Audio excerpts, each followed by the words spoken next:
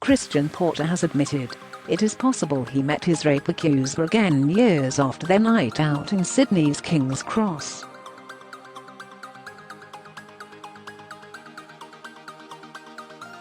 The Attorney General outed himself on Wednesday as the federal minister accused of raping a teenage girl in 1988, to emphatically deny even sleeping with the woman who took her own life last June.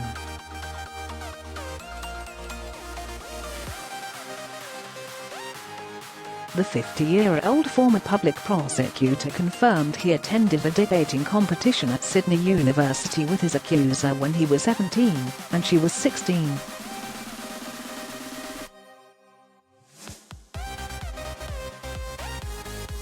An emotional Mr. Porter told reporters at a gruelling press conference he'd never met the bright, happy woman after that night.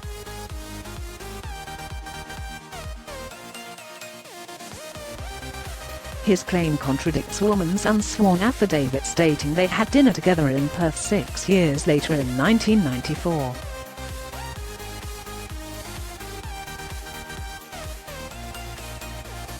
Mr. Porters on Thursday said, though he can't recall any specific contact with the woman since 1988, he conceded it was possible the pair may have met up again.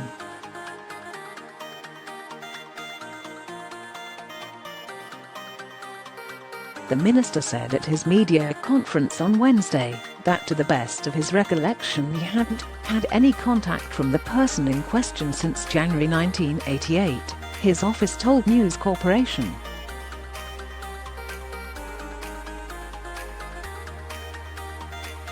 If there is some information that there was some form of contact in the early 1990s, that is not impossible, and it's not a case of disputing that possibility.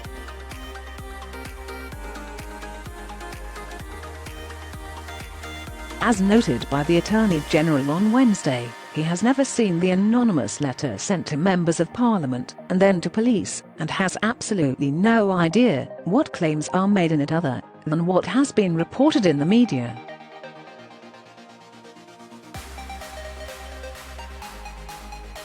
Mr. Porter categorically denied raping the woman who took her own life last year, just one day after calling off her plan to issue a formal statement to police.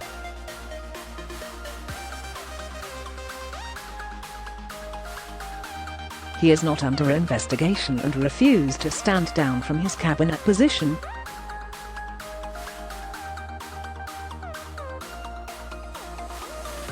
Former NSW Liberal staffer Don Yamani, who is a friend of the rape accuser, called for the allegations to be heard and justly inquired into in a legal process.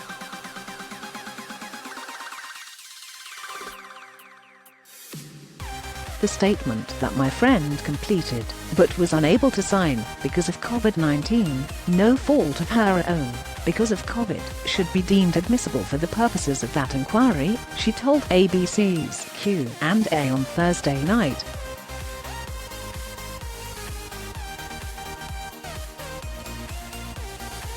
Fears president for a deceased individual's allegations to be heard and justly inquired into in a legal process.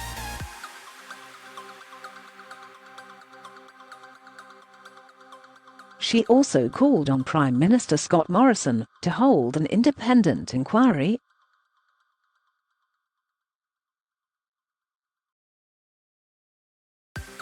I think there should be a High Court inquiry. We're talking about the chief law officer of this country, Ms. Marnie said.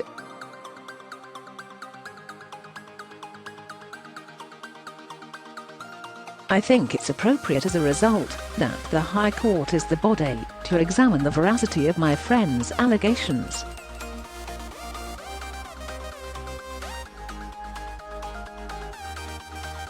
Another Q&A panelist, News Corporation reporter Samantha Maiden, went to school with the woman, whom she recalled as the most brilliant girl at school.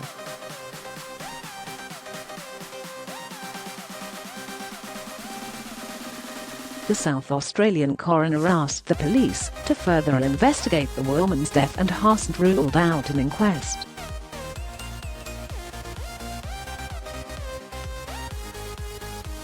Coroner David Whittle received an incomplete brief of evidence from police on Monday in relation to the 49-year-old woman's death last year.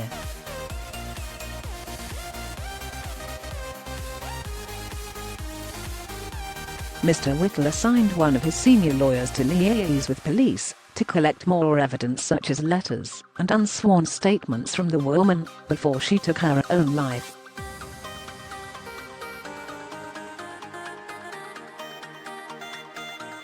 I determined that the investigation is incomplete. This was particularly evident having regard to information contained in recent media reports, Mr. Whittle said in a statement late on Wednesday.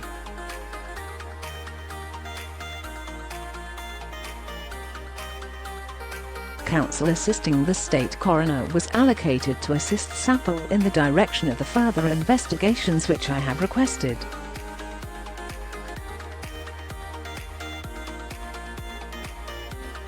The investigation is continuing, and once that investigation has been completed to my satisfaction, I shall determine whether to hold an inquest.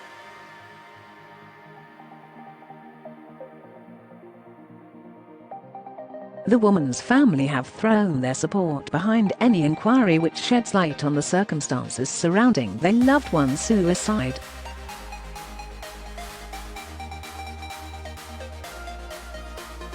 They are supportive of any inquiry which would potentially shed light on the circumstances surrounding the deceased's passing, the spokeswoman said.